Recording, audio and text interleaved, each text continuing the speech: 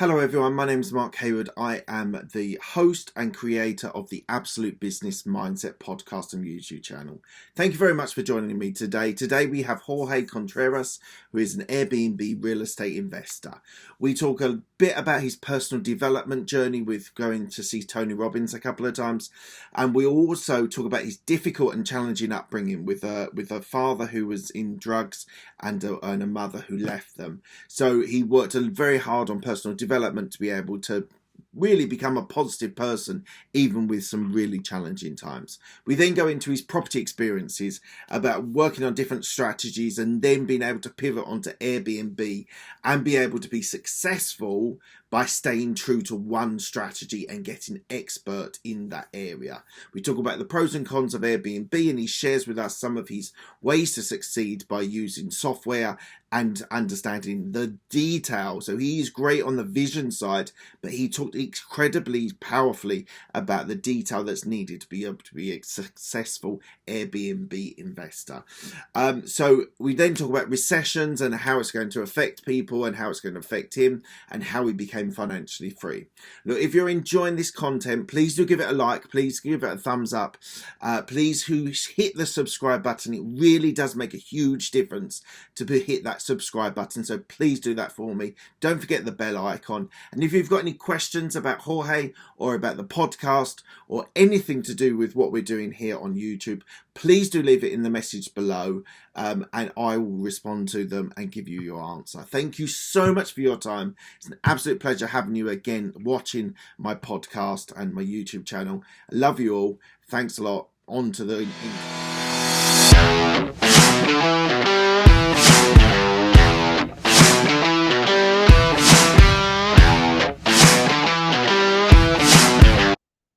Today we have Jorge Contreras, who is a real estate investor and Airbnb coach. Hello, Jorge. How are you today? I am doing great. Thank you for having me on the show, Mark. I appreciate the opportunity. It's my absolute pleasure. We are going to talk about real estate, property, what we call it in the UK, and specifically more along the lines of Airbnb, which is what I understand you've developed your business and businesses around that. So we will go deep into that in this conversation. But the podcast is called The Absolute Business Mindset. What does a business mindset mean to you? That's a great question. One of the things that comes to mind is I was in a training with Tony Robbins about 6 years ago, and he said that at any given time, business owners should always be working on two businesses: the business you're in and the business you need to be in. So that's what comes to mind for me. Oh, so that's fascinating. So how did you spend time with Tony Robbins? So I attended two of his trainings, Unleash the Power Within and his Business Mastery, both about 6 years ago. Right. And Unleash the Power is quite hard work in a positive way, but it's quite a hard work to get. Yeah, they're both two life-changing experiences. Unleash the Power is pretty much for anybody. It's more on the personal side, and then Business Mastery is like all entrepreneurs only. So great learning experience. And what did you learn from the Business Mastery? Well, let's see. There was a lot of things that he said that made a lot of sense, right? He talked about, hire for attitude and train for skill. And I think that's super valuable because I've personally experienced, I have found people that had great skills, but a really shitty attitude. And then I found people who had a great attitude who didn't have quite the skills, but they were willing to learn and put in the work. And those are the people that have stuck with me for many, many years. He also says that you don't build a business, you build the people, and the people build the business. And that is super powerful as well, because there's only so much that we can do as an entrepreneur or as a solopreneur when you are wearing all the hats. But if we focus on building the people, and if the people on the team see the vision as their own, then they will ultimately build the business. So I spent a lot of my time today nurturing, building my team members so that they can go out there and create the results. It's so interesting what you said there. I've just written a couple of things there, and I've experienced that hiring people on skill set rather than attitude and fallen foul of that as well. It's a really interesting point because any skill can be taught, especially if the founder or the owner knows the business, then you can share that. It's really interesting because I've done it and I knew I was doing it. The irony of I'd heard this sage advice and still made the same mistake and hired on skill set rather than attitude. And unfortunately for both me and this particular person, it just didn't work out. We ended up finishing. Luckily, we were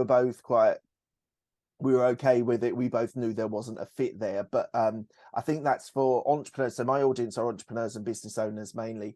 And I just think that's something that we all need to go through in a way to understand that as a point. So really important on that. And the second point I wanted to make, which I asked you a question on, was about inspiring and helping your employees. So I think it was Gary Vee said that who is more important, the clients or your employees? It's your employees every time, because they're the people who deliver to your clients anyway. What's your thoughts on that? Yeah, I agree. I feel that if your team is unhappy, unsatisfied, unfulfilled, they don't feel like they're fulfilling their purpose in life through their work, then they're not going to deliver a 5-star experience, and that's going to reflect on the experience of the customer. So I agree 100%. If your employees are happy, thriving, they're happy about their pay and the work they do, that's going to overflow into all of the customers. So it's really interesting. 100%. Really interesting. I just released an interview with Ken Rusk, who is a blue collar advocate. And he said for every employee that he employs, he goes through a vision board with them and works out what they want to achieve by working with him, with the salary and sort of building a dream or a goal to work towards. Do you go to that amount of detail, or do you just spend time and try and nurture them and build them along? Yeah, it's a good question. We haven't gone specifically to that aspect, like where we have them build a vision board. We talk about vision boards in our educational stuff, which our team members experience. So we haven't guided them directly, but what we have done is we'll have meetings and we'll talk about, our mission of helping, 100,000 families become financially free, and how our business helps them. And they feel in alignment with the purpose and the vision. Like they really carry the vision as their own. And I think that's what makes it powerful. I think that's amazing. I think that's incredible. Before we go into the real estate stuff, into the property stuff, a question that I read about your turbulent, disruptive upbringing, and it's just a question that I ask a lot of people now is, tell me one thing in your upbringing that reflects who you are now. So an experience from my upbringing that reflects who I am now. That's a great question. Well, I think when in my experience, during my upbringing, right, there's a lot of experiences that I had, a lot of challenges, a lot of obstacles. And for the most part, in my first 15 years of life, I was like a victim to those experiences where I gave my power away, and I felt that that life happened to me rather than for me. And then through personal development and a lot of therapy, many years of all that stuff, I was able to change the narrative. And now it's like, what, all those things happened for me and not to me. So a lot of what I learned, it was about what not to do, right? So for example, my dad was a drug dealer. We smuggled people into the country. He was an alcoholic, in and out of jail. He had kids with 3 different women. And so all these different things, as you mentioned, Mark, created a lot of turbulence. And so for me, it taught me okay, I personally don't drink alcohol, and I've never drank alcohol. And obviously I don't do anything illegal because I don't want to be in jail. And so a lot of what he did just taught me the value of, okay, don't make the same mistakes. So I have one wife with my 2 kids. I'll be with her for the rest of my life. And so a lot of it was teaching me what not to do by getting to experience everything. Yeah. Do you think you've overcompensated? Overcompensated. That's a good question. Probably. I think most super successful entrepreneurs, for the most part, without realizing, in many ways, we are overcompensating for the lack of whatever it is in our upbringing. So for sure, I think losing my father at a young age, and then my mom abandoned me right after, it created this huge abandonment issue. And so now part of my personality, even today, is I love doing things so that I can create an experience for other people, because then they're like, oh my God, Jorge helped me accomplish this, right? So it's almost like you get this, it's like it's become my love language. So like words of affirmation is my love language because it's the exact thing that I never got in my upbringing. And I recognize that that's in my personality. And so I love making an impact, and I love when people give me feedback and they're like, oh man, the way you taught me how to do this, I was able to quit my job, become financially free, spend more time with my kids, travel the world. So yeah, it's very interesting. Yeah, it's interesting because I think from not an extensive study, but thinking and reading and listening about entrepreneurs, successful entrepreneurs, there's usually a trigger at some point that makes you an entrepreneur. And that could be a loss, it could be trauma, it could be Richard Branson is a prime example of dyslexia. I became an entrepreneur a couple of years ago after working long corporate. I lost basically a lot of my family to debt to death.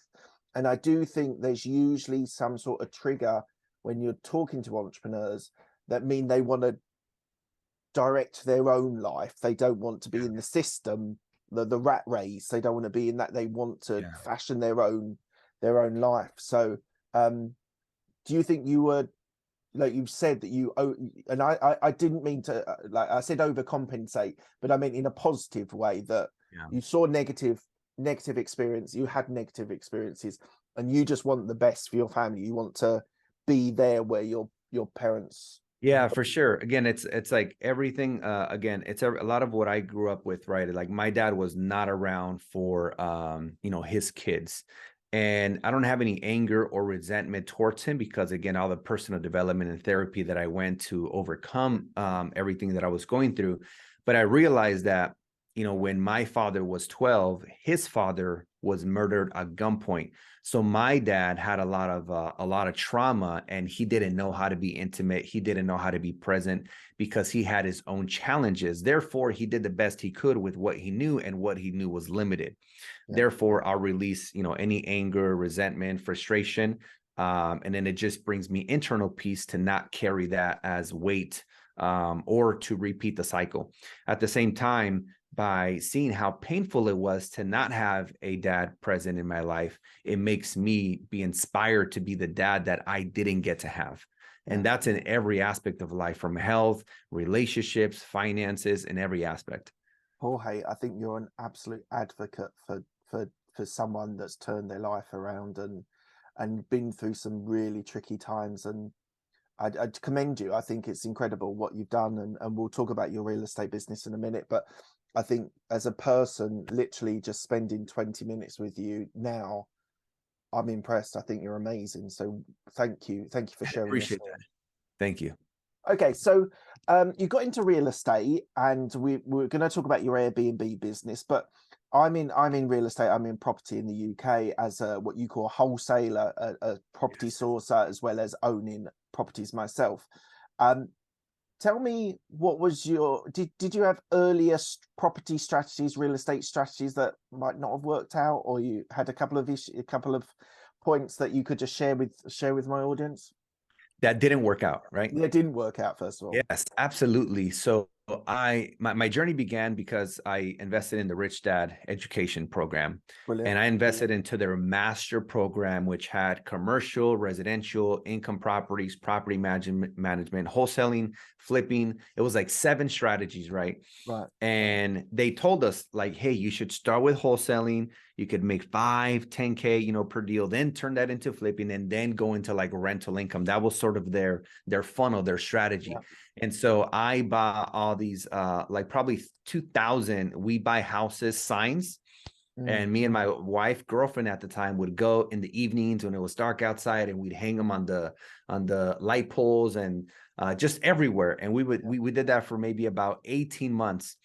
And that would have led to, of course, wholesale deals and flips. And I got really close to locking maybe like 2 or 3 deals in that 18-month period, but I never locked anything up. I also invested over $10,000 into this company that would send postcards to motivated sellers or distressed sellers, people that were Yeah. going through divorce or just all types of things. Somebody had passed away, code violations, behind on mortgage payments. Yeah. And we would send these postcards. I had a website. At the time, I still remember, I even went in my neighborhood and I took pictures with people as testimonials. I was just trying to find a way to fake it till I could make it. But that never worked for me. And the only reason it didn't work is because I basically threw in the towel for that specific strategy. But that is part of my failure, or AKA stepping stones into where I am today. Yeah, it's fascinating because I was educated through to a company in the UK, and they again gave me access to all different types. And I actually chose to do wholesaling, actually property sourcing. That was something that I enjoyed doing. And yeah, it's interesting when you're at that point when you've got all the strategies laid out in front of you, you have to pick one. Right. And you have to be patient to let it work, because what people are teaching you has worked for other people. You just sometimes, what I've found, other people that were in the group that I was in and in the same track, they jumped from one to the next. They do 6 months in one of them, and then they'd start again and do 6 months, and Yeah. you never find the diamond, you never find the gold by doing that, do Yeah. you? I agree. And there's so much value in that, Mark. There's a great book. I'm not sure if you've read it. It's called The One Thing by Gary Keller. And in that book, he says, if you try to chase two rabbits at once, you will catch neither. And he also says, what is the one thing that if you did that correctly, it would make everything else easier or unnecessary? And one of the challenges that I had with learning 7 strategies at the same time is at the end of taking the courses and these weekend seminars for each strategy, Yeah. I was like, oh my God, they all work. They're all amazing. What do I do? And I just found myself stuck. Like, I thought that if I learned all the strategies, it was actually going to help me move, go bigger, better, faster, stronger. Now, in hindsight, I'm like, you know what? If I would have picked one strategy to learn, only one, and then go and do like 5, 10, 15, 20 deals, and then go into the next one, that would have been way more effective. And that is my philosophy today. That's what I tell people. I'm like, look, if you want to flip, awesome. If you want to wholesale, great. You want to go get your agent license or loan officer or do Airbnb, doesn't matter. Just pick one strategy and then say no to everything else and just go all in. Put your blinders on and just go all in. Absolutely. 100% agree with that. 100% agree with that. So when I was doing the research, it said that you're a property investor and Airbnb coach. Is your strategy now solely Airbnb? Yes, everything, all of our properties right now are Airbnb. So we own property. We also do the subleasing, and we also have a management side. So we implement all 3 strategies ourselves. And but yeah, everything is with short-term rentals. And why don't you, because some of my audience are not property people, not real estate. Can you just talk me through the strategy for Airbnb, what it is, what it does, maybe numbers, like rough numbers on what you what you sort of charge, and then maybe profit afterwards? Yeah, absolutely. So with short-term rentals, right? If it's in the right type of property with the right amenities in the right location, and I'll talk about the softwares we use in a second, but there's an opportunity to potentially make more money. That said, there is a lot more work, right? There's a lot of turnover. There's like 4 to 8 cleanings a month. But just like any business, if you learn, again, something else I learned at the Tony Robbins Business Mastery, right? If you learn how to work on the business rather than in the business, you could make almost any business partially passive, whether it's 50% passive or 80% passive. And so there's a software that you can use in London. You could use it all over the world. It's called AirDNA. And this is a data software, and very similar to how we look at the comps, right? How other properties, how much they've sold for in order to determine the comps of, potential wholesaler flip or income property. We can use AirDNA to look at the projected revenue of any property. So let's say you're looking at a 3-2 single family home, near the downtown area, and it has these amenities. And maybe you could rent that property for say $4,000 a month, or maybe your mortgage payment would be $4,000 a month. And you want to know what's the potential that property at 123 Main Street can make. You put in that address, right? Say it's 123 Main Street, and it'll say, hey, Mark, based on the projected revenue of this property is $120,000 a year based on these other similar properties, meaning there's already other properties making that money in similar properties in similar locations with a similar bedroom, bathroom, square footage count, and amenities.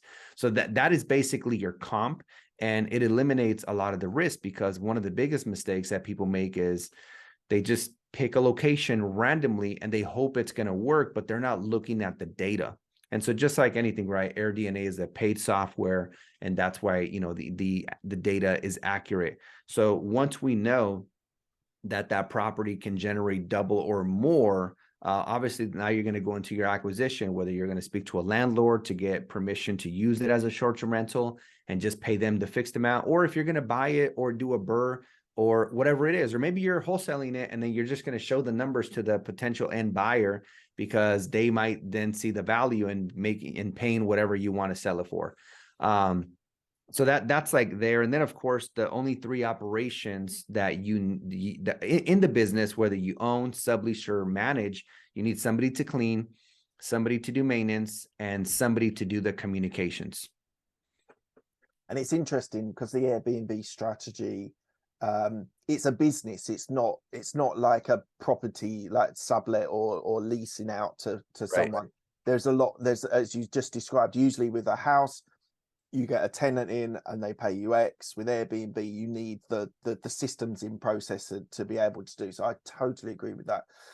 Because in the UK, where my properties are, you're talking about 4 times the amount that you could get from a basic rental from a simple buy to let. But my question to you is, how, like, I think you said using AirDNA, but that occupancy rate, what sort of level do you need to be able to make it very profitable?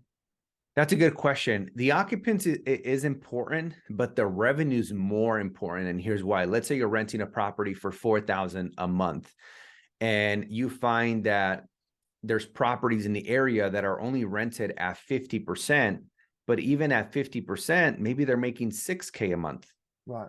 Right. So again, the occupancy can be misleading, because like right now in the US, for example, like we're in a recession. And so if you lower your prices and you could be extremely affordable because people are spending less money, which is, you know, a logical thing to do. You might have a 100% occupancy, but you could just be breaking even. Yeah. So the revenue. And do you prioritize holiday lets? Do you prioritize professionals? Do you do you get your properties for what we would call like doctors and nurses and things like that? What's your, or does it depend on which area you're in? So we do a combination. Like, we've realized that people stay at Airbnbs for 2 reasons. One, they could be going to a conference, a convention, a business meeting, a wedding, and they pick an Airbnb because of the proximity. Maybe it's a 5-minute drive. And the only time they're at the Airbnb is because they're going to sleep and shower, but they're at this event the whole day, right? That's by proximity. The other reason they stay is to have a staycation experience where they're actually going to go and have a great time in the home without needing to go anywhere. So if you have a pool, a jacuzzi, and a game room, right, they're going to be able to have a great time in the home. They don't even have to go anywhere. And a lot of times the staycation experience is something that even a lot of locals, like if some people are living like in a flat in an apartment and they don't have a lot of amenities or they don't have a lot of privacy, they might book a house, a single family home that's in the same city or a nearby city just to get away for the weekend. If you can combine both strategies, be in proximity to the downtown, the beach, the theme park, whatever it is that drives people there, but also be able to have the amenities to create a staycation experience, now you have the potential to be in like the top 3% of Airbnbs in your area. And it increases your chances of attracting the corporate bookings from companies, the relocation companies, the traveling nurses, the doctors, the government bookings, in addition to like everything else. So it's always like this fine line between trying to captivate both of those audiences. That's really interesting. And it's really interesting for me because I've got a property which I think the tenants are going to be moving out of. And I'm thinking, going to get a bit of free advice here. I'm thinking that as a property and what you've said, it ticks box on proximity. So it's very close to London. For London type, you could get in 30 minutes into central London by train or tube. But to have that level of sort of the staycation bits, I don't think the market works for this area because it's a bit of a blue collar area. It's not necessarily the most enjoyable to go on a staycation, but it works very well with the proximity. Is that enough to be able to leverage it successfully and get the revenue and the occupancy for my business?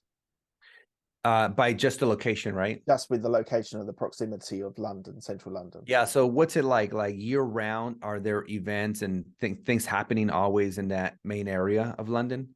So London's a little, I don't know. I've not been to California, so I can't talk about it specifically, but think of it that what we have is you have your central London, which is super expensive, flats, apartments, really big houses. And then like sort of layer out is suburbia. And within suburbia, you have sort of good areas, you have bad areas. My area is sort of on the sort of middle to lower end of the scale. It's not the Bronx, it's obviously not Manhattan as well. So people, the idea that I had was the nurses, the doctors, the professionals, the people going to conferences who want a place. They live in 100 miles away. They're coming to London. They want the Airbnb experience. They don't want to do the hotel, and therefore they could go be 30 minutes into central London for their conference or whatever. Is that enough? Yeah, I think it could be enough, right? It would be a matter of testing. It would be a matter of looking at AirDNA, plugging in your address and seeing what the potential revenue is, and then letting that revenue determine if it makes sense to do that, even though it is more work, how much more it could potentially generate compared to what you're making now. The other thing too is, when you speak of like, I think of like midterm rentals, right? And that's like a term that's become really popular here in the US because worldwide, we've seen an increase of the amount of days stayed from guests all over the world. So people are staying at Airbnbs longer. And the midterm rentals, like we have certain cities in the US where you cannot do short-term rentals. Anything under 30 days, you cannot do. And that's like in 3% of cities. And if it's a great city like New York City or Anaheim, which is where Disneyland is, you could do midterm rentals. And often people who are traveling for business, work, nurses, these corporate bookings or relocation companies, they will book for 30, 45, 60, 75, 90 days at a time. And it's somewhere in the range. Like if you could get this much, let's say you can get, 3,000 a month with the long-term rental, and you can make 6,000 a month with the short-term rental. The midterm rentals, like it could be right in the middle. You're going to make more than long-term, less than short-term, but it's also a lot less work because you're only cleaning it like every time somebody checks out. So the midterm rentals could be an opportunity as well. Yeah, no, really interesting. Thank you very much for the free advice. I appreciate it. For sure. So one of the questions that's popular in the UK is there's a lot of debate, a lot of discussion about regulating the Airbnb. We call it over here service accommodation, but that sort of Airbnb business. And there's looking to be certain rules in areas. You're only allowed so many, and sort of they're capped at how long they can stay. I think it's going to be 90 days is the maximum they can stay. For example, in California where you are, is there looking to be regulation on this business? So California, right, is our state, and within the state there's like hundreds of cities, and all the regulation here is by city and not by state. So every place is different, but in most places you can get a permit, and then there's a smaller percentage of cities where they're just completely banned. But in those areas, we typically will do midterm rental. So anything over 30 days, you don't need a permit. You don't need it doesn't matter what the regulation is because they're considered long-term. Right. When I was doing my reading and research on you, it said, how old are you now? Can I I'm ask? 35. You're 35. 29, you retired, and then 30, you were a millionaire. How did you accelerate that growth so quickly into your late 20s, early 30s? Yeah. So what helped me first become financially free, right? And here we define financially free when your passive income meets or exceeds your monthly living expenses, right? Yeah. At that point, your essentially your passive income pays for your expenses. And so in March of 2017, I launched my first 4 Airbnbs on properties that I already owned, right? Okay. That's how I started. And those units at the time were making $1,500 a month. So I was making $6,000 of gross rental income. When I put them on Airbnb, because they were great properties, they were in great locations. I was blessed that they just happened to be. They went from making $1,500 each to $3,500 each. So I went from making $6K a month to $14K a month. And that, increase in revenue paid for all of my living expenses. And it wasn't intentional. It was just something that sort of happened. Because when I launched those Airbnbs, I wasn't like, oh, if I launch these Airbnbs, I'm going to be like, I really didn't know how well that we're going to perform. I was like, let me just give it a shot. If it doesn't work, it's easy to find. We have like a 98% occupancy, like in that city. Like it's a very popular area to live. So I knew I could just put them back in the market, get a long-term tenant. But essentially, a few months later, I realized that I was now financially free. I was out of the rat race. I was able to let go of my previous business that I always referred to as my 9-to-5 because I ran the business like an employee. And now I'm like financially free. What was that? What was that business? I was a professional dance instructor. So Okay. I was teaching, I don't know if you've ever heard of bachata. No, sorry. Yeah, it's a sensual partner dance from the Dominican Republic. A lot of people that dance salsa, dance bachata, and I had this nightclub that I would run. I had a choreography company. I had these dance festivals. Long story short, I was always trading time for money. And if I went on vacation for 2 months, the business would stop making money for 2 months. So I always say that's my 9-to-5, even though it was my business, because there really was no difference, right? I ran it like an employee. And so that was the business that I was able to let go of, which then allowed me to just go all in on real estate. And how did you get your first property? It's always that question. Sure. There's always that person that's sitting there listening or watching this going, but Jorge, how did you get your first property? Great question. So here we have a program called FHA. I don't know if you guys use that in London, but it's pretty straightforward. You can buy a owner occupied property with 3.5% down, and all you need is it used to be 620, now it's like a 640 FICO credit score. Okay. So it makes the barrier to entry very low because it's just 3.5%, right? On a $500,000 property, you're talking $17,500. Yeah. When I bought my first property, it was $240,000. It was in Los Angeles, California. I closed May 23rd of 2012, so almost 11 years ago. And my mortgage payment, principal, interest, taxes, insurance was $1,500. Utilities were about $300. So all in, my total expense was $1,800. At the time, I was single, no kids. So I lived in the master bedroom, and I rented the other 3 bedrooms at $600 each. And I lived mortgage payment free. Right. So that's how I did it. And, the down payment, 3.5% of $240, it was only $8,200. Yeah. And at the time it was a buyer's market. So the sellers paid for the closing costs. Right. There was no other offers. Nobody wanted to buy houses in that time. And I always thought like, well, what if I ever have to pay the mortgage? So I always saved those $1,800 in the event that I ever needed to pay them. Right. And after 2 years of saving $1,800, I had $43,200 in that savings account. And rather than buying a Mercedes or a Benz or going on vacation, I built my first new construction in 2014 in the backyard. It was a 220 square foot studio. Right. So now I'm living mortgage payment free in the main house, and I'm making $1,000 of passive income from the back unit. And 30,000, you divide the 12,000 per year. In 2.5 years, like in 2016, I recouped my entire investment. Now I have my money back, my 43,200. I'm still making $1,000 a month from the back unit, and I'm still living mortgage payment free. And there was like a switch that happened right there, Mark, because growing up, family, or peers, they always said, Jorge, money doesn't grow on trees. And I realized that money does grow on trees if you learn how to plant money seeds. And I learned that everybody who told me that money didn't grow on trees were simply projecting their limiting beliefs onto me. And so it was just powerful. It was a breakthrough. It was a paradigm shift. I was like, wow, I could just do this over and over and over again. So it was a life-changing experience. Again, it wasn't the money wasn't life-changing. What I realized in that moment, that paradigm shift, is what changed my life. Fascinating. And we don't have that sort of support in the UK. For buy-to-lets, it's a little bit trickier rather than you own in your own home, which there's a low barrier to entry.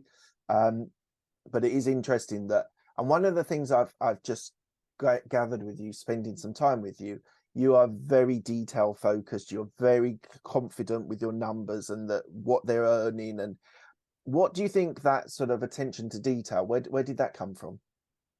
That's a great question. Where did the attention to detail come? You know what it is I did go to community college for 3 semesters, and I didn't know what I was going to do at the time when I was like 18, 19, but I was fascinated and continue to be fascinated with just psychology, how people think, why people do what they do, why they believe what they believe. Like I've always been extremely fascinated by that.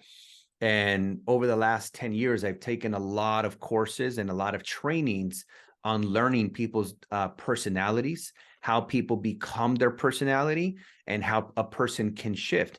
And so the nature of my personality is to be a risk taker, a go-getter, extrovert, to be the person in front of the camera. At the same time, we're not very calculated. We're not detailed. We're good at putting water in the bucket, but then there's always holes in our bucket. Like I'm a visionary. Right. The opposite of that is like an integrator, somebody that is very detailed, structured, perfectionist. They care a lot what people think about them. They fear rejection, but they're very structured and organized. But they lack vision. They lack action. They overanalyze everything. And so these two people, right, when they join together, it's like Steve Jobs was a visionary, Steve Wozniak was the integrator, and together they could build Apple or anything big. And so I've realized that in my nature, I am not detailed and I am not a perfectionist. But now as a professional and being, 15 years in entrepreneurship, I realize that I also, even though I'm a big believer that rather than working on my weaknesses, I should double down on my strengths, there are certain things that I need to work on in order to evolve. So by being a visionary and a risk taker, this takes me to a certain level. But if I never conquer this other side, these other opportunities, I will never evolve as a human being because I will never be complete. So realizing that has made me become more detailed, has made me want to have control and create order in order to be able to just be a fully evolved human being. So something that I have worked with clients and people with is something called DISC. Yes. I feel that you're, because DISC it's dominant, I can't remember exactly what all of them are, but it sounds like you're bringing the best of the visionary, which I think most entrepreneurs are, unless they're practitioners like a baker or a something like that, or a gym instructor or something like that. You're bringing the best of the visionary as the entrepreneur, but you understand that you do need to grasp that, or people will take advantage of you. This is a thing, like especially in property, real estate, you get a builder who thinks they can add in another zero for this and do that. You do need to understand. I think people who are listening here thinking about property and real estate as an option, yes, you need the visionary side, but you do need to have a grasp of your numbers to be able to successfully transition that from an idea into a business, and taking action, you need to have that flexibility and that understanding. I think it's 100%. amazing. I think I could literally sit here all night and talk to you about property, about real estate, because Yeah. so unfortunately I'm respectful of your time. We don't have all that time. But thank you very much for talking about the Airbnb business. I think it should be something people that are in property, especially buy-to-lets, single homes with families in, should think about as an option for potential future growth and increased future growth. So next question I wanted to ask you was, what is your plan? You're financially free. You've got your properties. They're doing Airbnb. I know you do coaching as well. But what is the plan for the next 2 to 5 years for Jorge? Yeah. So my number one goal when it comes to my investments this year, everything I've done up until today for the last 11 years has been single family homes, a few duplexes and triplexes. My main goal for 2023 is to buy $10 million worth of multifamily real estate. So I will still continue to acquire the single families and the 1 to 4 units, but I'm going to be heavily focused on those 5 to 20 unit apartment buildings. And we will be doing syndication, right? And for the listeners, that's where we raise. Yeah, syndication is where you raise capital from other people who are going to be passive investors, and we give them equity and ownership. But what it does is, like, rather, let's say a building is $100,000, to use an easy number. I would buy that building myself, with my 100,000, and now I own. So it's like a 1-to-1 ratio. Yeah. Syndication allows you to buy that $100,000 building, and I can say, hey, investors, I will give you 50% ownership equity of everything: cash flow, appreciation, depreciation, mortgage, pay down taxes, everything. I will give you 50% ownership if you bring 90% of the money. Right. So now I will own 50% of the deal with 10% of my money. Yeah. So now I get a 5x leverage. It's kind of what the banks do, right? And it's great because, again, the investors, they don't have to worry about acquisition, renovating, managing, project managing, like nothing. They're 100% passive. They can have the benefits of real estate without doing all the work, especially if they're busy professionals.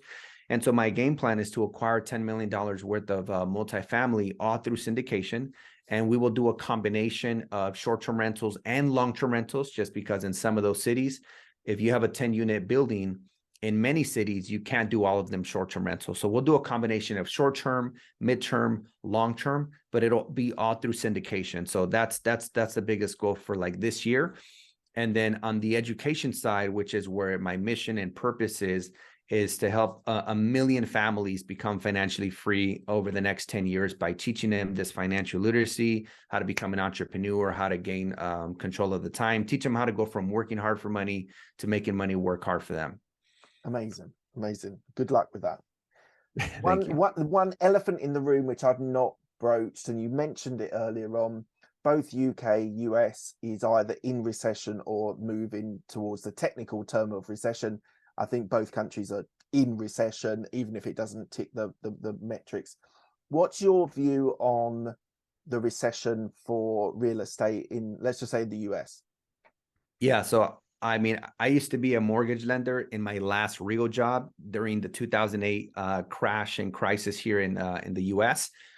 And after, it's almost like, each and every night it gets really, really dark. And then in the morning, the sun rises, right? And the same thing happens with the economy. So it's going to get really dark. But then there's going to be a sunrise. There's going to be light at the end of the tunnel. And there's going to be a lot of opportunity. It's going to be like spring. And so I remember in 2009, 10, 11, 12, it was the best years of buying real estate came right after the recession. So I am very optimistic. I'm excited. I'm looking forward to the opportunity to add another zero to my net worth. And I believe that more millionaires will be created during this recession than any other time in history, as long as they do 3 things. Number one, they need to acquire the right knowledge and information. Like if somebody wants to be successful with wholesaling or Airbnb, they have to get educated. Otherwise, they won't be able to recognize opportunities if the opportunities like slap them in the face. Number two, they have to surround themselves with like-minded people. They have to be around a community. And then three, they ideally should have a mentor who already has the results and outcome that they want to have. I believe that if they do those three things, they will create great opportunities during the recession. And then there's going to be a group of people that no matter what's happening in the world, they always find a reason to not take action, right? First, it was the pandemic, and then there was whatever it is, high interest rates, high prices. Now it's a recession, and they're just going to keep missing out and waiting on the sidelines like they always do. You're speaking to the converted. I absolutely agree with everything that you've said there. Everything you've said there. More millionaires, billionaires are made in a recession than in the good times. Most people, 90% of people, if not 95% of the people, are paralyzed by a recession and don't do anything. But to invest now, whatever your asset class is, whether it's stocks, whether it's property, like real estate, whatever it is, if you've got spare cash, which doesn't jeopardize your family and what you need to do with that, you should be investing now. We are in that prime time where money should be put into asset classes that will give you success however long this recession lasts. If it's a year or 2 years, we're getting lots of things being said. Property prices are going to drop by 30% is what some people are saying. Some people are saying only 2%. Some people are saying that you should. It's bonkers what the message. But what I think what you've just said is, it's almost like the message in the media should be ignored. I'm very much a contrarian view on economics and on what we should do. Same. When people are fearful, you need to be doing something. And I think it's so important. Everyone who's listening now, we are in January 2023. Jorge and I agree that we're in a recession or going into a recession. You guys need to be liquidated and be able to invest in asset classes that you know about. And your point about education is really important, especially in property. Equally, stocks and shares, I think you do need some education in there as well. But yeah, it's now is the time to take action when everyone else is fearful. Powerful. I love it, man. That's what Warren Buffett says, right? Be greedy when others are fearful. Be fearful when others are greedy. Absolutely. And we're in the midst right now where we need to be greedy while everyone else is fearful, because the time is coming. Absolutely. All right. Unfortunately, I'm going to have to stop there. I asked the same 6 questions to all of my guests. They're quick fire questions. They don't need a quick fire answer. First question is, what was the best decision that you made? Best decision I made is to go through therapy, get a therapist, because I believe that there's no such thing as business problems, only personal problems. There's no such thing as marriage problems, only personal problems. And when you're able to heal and rewrite your story in a way where you realize that things happen to you and not for you, you become the greatest version of yourself and excel in anything that you touch. Amazing. What's the best piece of advice you've been given? Do what you can with what you have where you are. Very nice. Who told you that? I don't even know. It's been so long. It's a great one. I love it. I read it or heard it somewhere, and it's something that I just say, okay, do what you can with what you have where you are. You can't sprint, you can't run, you can't jog, you can't walk, crawl. Like, do what you can. Just make progress. Next question is, who helped you most in your career? Who helped me most in my career? I would say, man, there's so many people. If I had to name one person, I'll say Mr. Parcell. He was my 7th grade teacher that when he knew I was going through all these challenges, he was my substitute teacher. And he said, one day he came down and he kneeled at my eye level. And he said, Jorge, you don't have to become a product of your environment. You don't have to repeat the patterns. You can set a new standard for your younger siblings. You could change your life and you could change the world. He helped me believe that I didn't have to live life based on the cards that I was dealt with. He helped me realize that I could change my life. It's like Jim Rohn, right? He says, you're not a tree. If you don't like what's going on, you can change it. Yeah, so true. So true. So thank you for your substitute teacher. He should be very proud. Tell me about a regret that you have. A regret. Not buying more real estate sooner. It's just not getting started sooner. That's it. Yeah, the message, some of the good speakers in the UK are saying, you can never time the market, it's time in the market, which is the most important thing. So 100%. 100%. What are you most proud of? I would say the person I've become, just in every aspect, like as a father, as a husband, as a friend, as a mentor, just who I am at my core. I really truly care about people and want to help people become the greatest version of themselves. It's fulfilling. Amazing. What does legacy mean to you?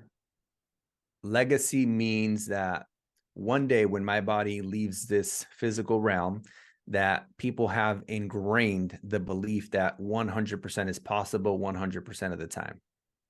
100% is possible 100% of the time. Okay.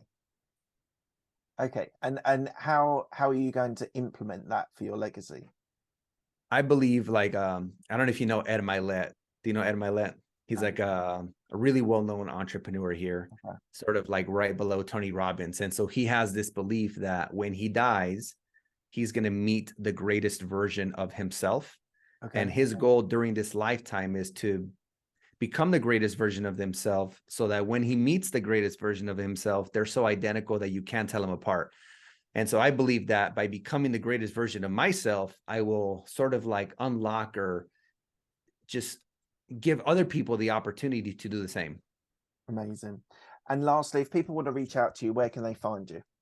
Instagram, it's at the Jorge Contreras. So THE and then my name, Jorge Contreras. There's no underscores, none of that stuff. Excellent. Thank you so much for your time, Jorge. As I said, we probably could have done this for another 3 hours and I would have been happy. Easily, yeah. So thank you very much for your time. It's been an absolute pleasure. Good luck with the business in the future. And thank you very much for your time. Thank you so much. Take care. I really hope you've enjoyed that content. It's a really fascinating interview that I've done there. So please do, if you are enjoying this content, please do give it a like.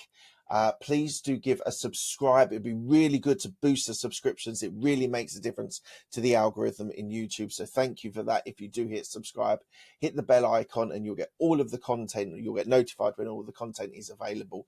Thank you so much for your time. It's really appreciated. Thanks a lot.